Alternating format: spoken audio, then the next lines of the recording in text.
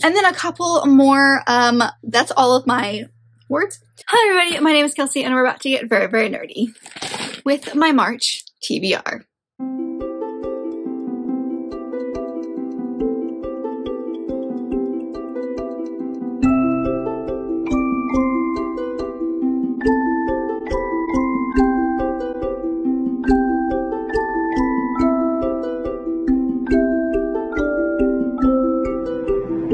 So it is time to do the next TBR. We are in March already. How do we get here? But yeah, it's time to dive back into the basket of reads and figure out what we're doing for the next month. As far as March goes, I have a couple of video ideas planned, but there's no readathons or anything else beyond the normal like buddy reads and some more book clubs this month actually that I'm participating in, specifically Patreon book clubs. I'm very excited about it. So we will dive into those a little bit later, but that's really about it. So let's take a look at last month. So starting off last month's pick, the first one was to read a book from one of your favorite authors. So I chose To Marry and to Meddle by Martha Waters. Then we had a book you don't know much about, which I picked The Love Hypothesis by Ali Hazelwood. We had a book set in a warm place, and I did The Spanish Love Deception by Elena Armas. Then we had part of a series, and I chose The Bay of Sighs by Nora Roberts, which is the second book in the Guardians trilogy. Then I picked Subscription Book Box, but this was the one that I could choose whatever I wanted, so I decided just to skip that one and put in a random book, and that was Perfect on Paper, and this is by Jean Meltzer. And then we had a book that came out this month, meaning February, and so I chose Artfully Yours by Joanna Lowell, and this was an arc that I had. We had a recommended book, so I had Jewels of the Sun. This is the very first book in the Gallagher's and Ardmore trilogy by Nora Roberts. And the last book was to read a fantasy, and so I chose The Bridge Kingdom. This is by Danielle L. Jensen. So as of recording this, and there are a couple of days left in the month, there are 3 books on this list that I haven't read yet. I haven't read either of the Nora Roberts books because, of course, the ones that I'm most excited about, I never got to. And then also Artfully Yours. However, I have started this one, so I'm not going to take I'm going to consider that this one is started this month. But either way, I have plans for the last couple of days, so there's a chance I could start one of these, but there's a very good chance I'm not going to finish both of them. So we will go ahead and not take the kind of reward for the month. So whatever I pull from the basket this month, I have to do, which is totally fine with me. So let's dive into the first pick. Pick number 1.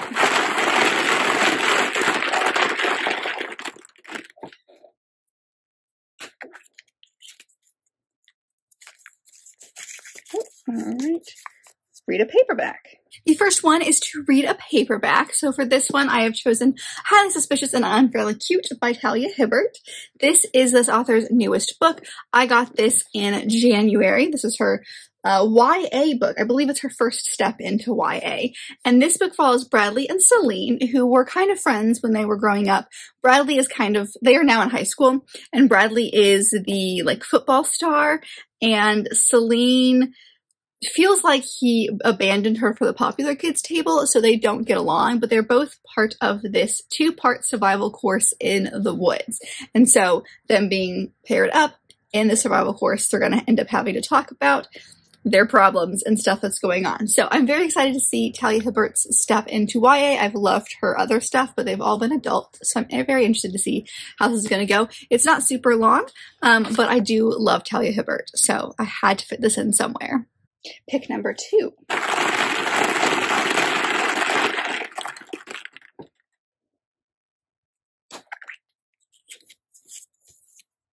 Oh, a buddy read. All right, the next one is super easy, which is a buddy read. I had a couple to choose from this month, but the one that I'm going to choose for this one specifically is the next book in the Highland Guard series by Monica McCarty. This one is The Ranger, and this is a series that I'm reading with my friend Taylor. There are 12 books in this series, and this is the 3rd one. So this one specifically follows Arthur Campbell, and the female lead is named Anna. So I'm not sure the story behind this one specifically. I'll have to obviously read it to really get an idea, but this series basically follows a bunch of people who are part of the secret guard. It takes place in Scotland in the Highlands at the time where Scottish and English rule was very up in the air, let's say. It was the time of the Jacobites. It follows this guy who's named Robert the Bruce, and he is on a quest to free Scotland from English rule, and so he creates this secret guard of like the highest, most well-done warriors, and they're just kind of like hide in the shadows and do some stuff for him, and they all have nicknames, so no one actually knows who these people are. So that's why each book is the insert whatever it is. So Arthur Campbell is known as the Ranger. So that's the next one, and I am very excited to dive into this one. Number 3.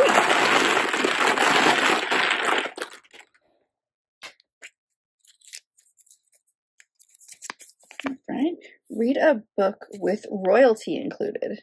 The next one is to read a book where royalty is included in some way. So my nonfiction will work for this one, but I also want to fit this book in, so I'm going to say this one because I think this one counts, and that is Kingdom of the Wicked, and this is by Carrie Maniscalco. This is actually the first in the series, and it is the book club pick for Ashley from Frolic Through Fiction's Patreon book club. So I am very excited about this one. I've had this on my shelves for like a hot second, and I've heard really good things that if you're like, this isn't a Hades and Persephone retelling per se, but if you like those types of things, you'll probably like this one. And it says here on the back that it follows our 2 main characters who are Amelia and Wrath. And Wrath is one of the wicked who are the princes of hell. So I'm going to count that as like the royalty because it literally calls him a prince on the back cover.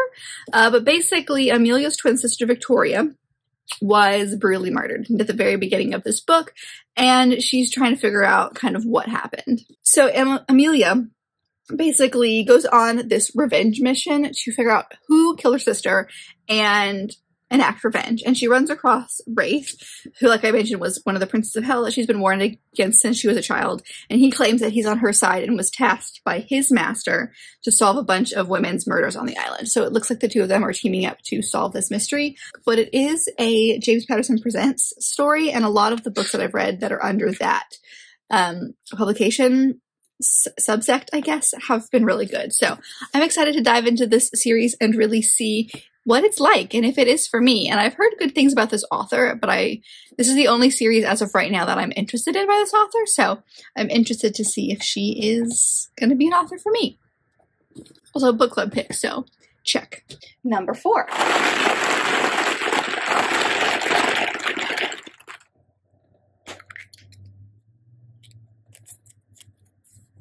Read a smut book. The next one is just to read a book that includes smut. And this is one that was harder for me because I have a lot of romances on my shelves that include smut, but I'm not sure I would call them like smutty romances specifically. However, the one I've chosen to do for this one is a novella in the Beautiful Bastards series, and this is called Beautiful Bitch, and it is by Christina Lauren, and it comes right after the first book, which is where I'm at, and it kind of continues on from our main 2 characters. Within the first book, kind of like a little story after the events of the first book. And I purposely haven't started the second one in the series, even though I do have it because I did want to read the novella. So I need to get my hands on the novella before I dive into this one. But if it's anything like the first book was a romance, but it was a relatively smutty romance. So I've chosen this one, and also it's a novella, so it'll be something that I can get through relatively quickly. Number 5.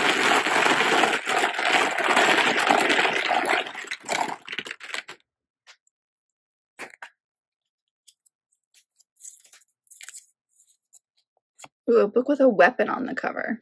All right, the next one is to read a book with a weapon on the cover. So for this one, I'm going to choose the 3rd book in the Percy Jackson and the Olympians series, and that is The Titan's Curse. I am, as of recording this, reading the 2nd book in the series, so I'm going to try to dive into the rest of the Percy Jackson series over the next few months and use them as my middle grades. So this will be my middle grade for March. And if you can see on the cover, he is holding a knife or sword of some sort. So do I know what this one's about specifically? No, because I don't really want to look at the back until after I've read, obviously, the second one. But this is a series that follows our main character, Percy Jackson. This is such a popular story that I feel like all of you probably know what I'm talking about.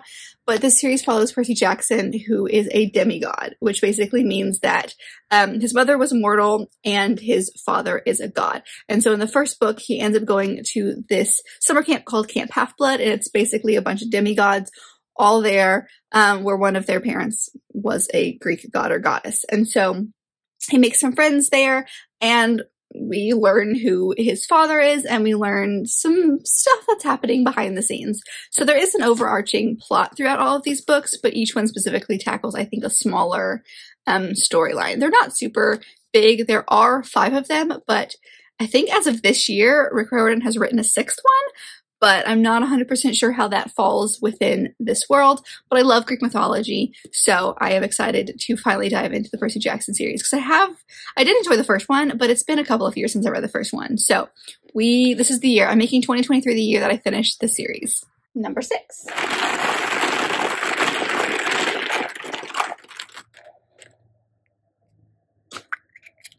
Oh dear. Oh, it's so tiny. Oh, read a Lisa Kleypas book. All right, the next one is just to read a book by Lisa Kleypas, which is perfect. So I have chosen Secrets of a Summer Night. This is the first in the Wallflower series and the only book in this series that I have not read yet. So this one follows Annabelle Payton, and the series basically follows 4 women in England who are all wallflowers, as the series title suggests, and they basically, instead of fighting each other for like the men and kind of to find a good husband, they all team up to become like good friends and help each other out find their respective husbands. And so this is the first one in the series, so I'm interested to see how the friendship blossoms, because I'm wondering if it's already a pre-established thing or if it's going to be established in this one. But Annabelle is absolutely beautiful. Everyone thinks that she would be like a perfect wife. Everyone wants her to be a wife, except for the fact that she has no dowry. So that's an issue for her, and the male love interest in this is a guy named Simon Hunt, who basically just wants her as his mistress, and she's like, you know, we're not going to do that. So I've seen hints at their relationship in the books that I've already read in the series, but I'm very interested to see how this whole thing gets started. So I'm finally going to finish this series by Lisa Kleypas, which has been one of my favorites. So I'm very excited about that one. Number 7.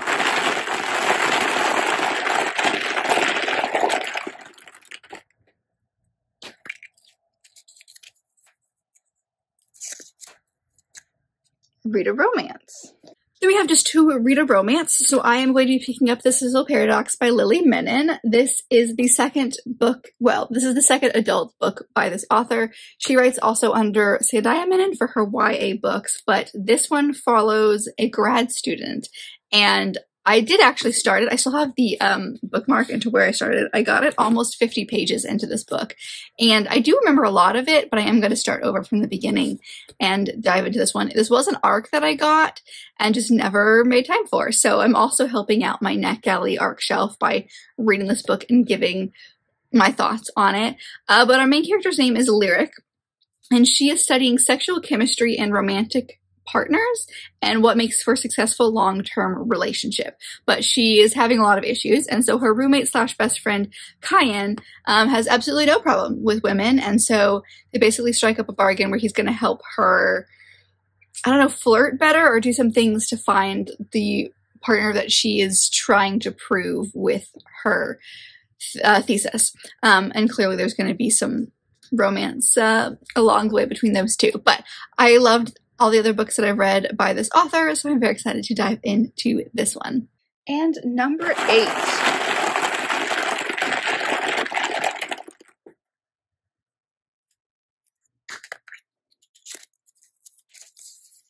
A book with a face on the cover. I couldn't read that for a second. And the last book is to read a book with a face on the cover. So I'm going to be picking up the 9th volume of Dreaming Sun by Ichigo Taganu. I am determined to finish this series this year. I only have 2 more left. So I'm getting the ball rolling with starting number 9. I don't really know what we're going to be getting into with this one, because it has been a hot second since I finished the 8th book, or the 8th volume, but we've only got 2 more left. So let's see how this goes. But the series basically follows our main character, Shamana. And in the first book, she runs away from home because her father and stepmother have had a new baby, and she feels like she is not being, like, paid attention to. So her idea is that she's going to run away from home, but she ends up basically, like, moving in to this apartment with a few boys that she goes to school with and kind of learning about life and, love and finding like her people. And there's a found family trope in this book as well, which I really love. But the romance in the last few maybe more than a few volumes, has taken a turn that I do not appreciate. So at this point, I'm just trying to finish the series because I've invested so much time in it. But I do love the characters. I think Shamana is very entertaining. So we're just gonna hope for the best and fingers crossed, but face on the cover. So that's what we chose with that one. That's all of my book picks, but I do have a couple of more buddy reads / book clubs that I wanted to mention. So we will be doing our very last Tessa Dare book in this month. And it is like shocking to me. Now, it's not going away. Like this buddy read my friends Brooke and Taylor is not going away. We're gonna be picking up Laureen Heath next, but it's the end of an era, I swear. So the book that we have chosen is the last book, and that is Say Yes to the Marquis by Tessa Dare. And this is the, I think, second or third book, I can't remember the order, in the Castles Ever After series. This is a series that basically just follows 4 women in castles. Like there's not really any connection between the 4 books themselves, so you can kind of read them in any order. So this book follows our main female lead, Miss Clea Whitmore, who has been engaged, I think, for 8 years, it sounds like, to this guy named Piers Branson. And she has never set a wedding date, and she's just like fed up with this. So she is like about ready to break the engagement, but his brother, Rafe Brandon, is trying to stop that. He's trying to actually get his brother married off. And it says back here that he is a ruthless prize fighter and a notorious rake. And so it's the two of them planning a wedding to his brother, and it's not going to go well. But these are some of the newer books by Tessa Dare, which have been our favorites. And I'm a little sad to see them go. Like, honestly, we've been reading these books for over a year at this point, a year and a couple of years, honestly. Like, it's been a while since we started reading these books, so it's sad to let them go, but I'm glad the buddy read is still continuing. But we are going to be getting to this one in March. And then I'm also going to hopefully be getting to The Girl Who Fell Beneath the Sea by Axie O. This is a fairly book that I got, I don't even remember when this one was. This one was March of 2022, so a whole year ago. I'm finally reading it. This was chosen as the Patreon book club for G from Book Roast. And as I said at the beginning, I am trying to get into more of the buddy reads for books that I'm actually interested in. And this is one that I'm actually interested in. So it's giving off a very like middle grade vibes, but I've heard good things. I don't know if it's the first in a series or if it's a standalone. I'll have to check that out. But hopefully I will get to this one. It is, I don't really even remember what it's about. We follow our main character, Mina, and basically there's like deadly storms and a curse that you have to basically sacrifice a bride, if you will, or like a woman, well yeah, a bride, to the sea, and it's supposed to be like a sacrifice to like the sea god, and in doing so it will still protect their town. And so Mina's brother's beloved is the one that's chosen. And so Mina ends up going in her stead. She's the one who gets sacrificed to the sea. And then she gets down there, and I think some things are not quite what she thought they were. So we definitely have some mythology. It says here, it's a magical feminist retelling of the classic Korean legend, perfect for fans of Uprooted and Spirited Away. So very interested to see what that one's about. I love a good mythology book.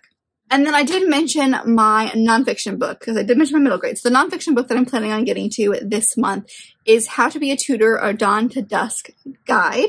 And this is by Ruth Goodman. I actually have a book by this author that is like How to Be Victorian. So it's like the same idea, but for Victorian England.